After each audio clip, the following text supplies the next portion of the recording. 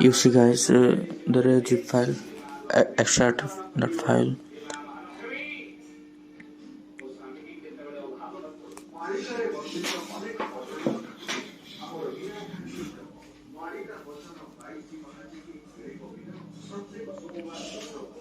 You see guys the file, go to the file, insert the one file and go to another, click the setup file,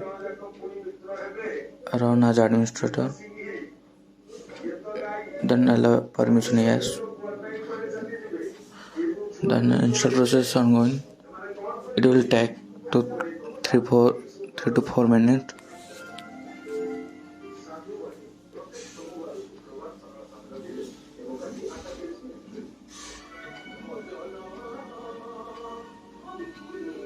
Give permission yes, accept, next,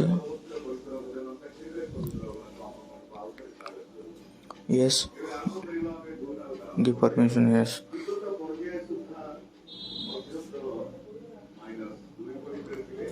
Enter your password, which one you set,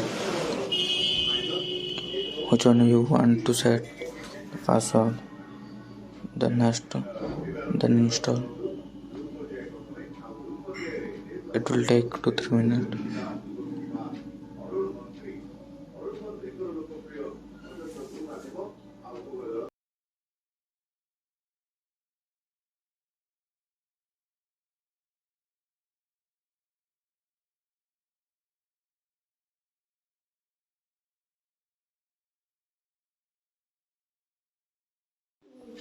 After installation complete, go to start menu and find Oracle file.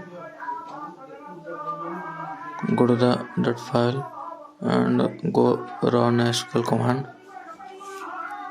That is command prompt to run your SQL command.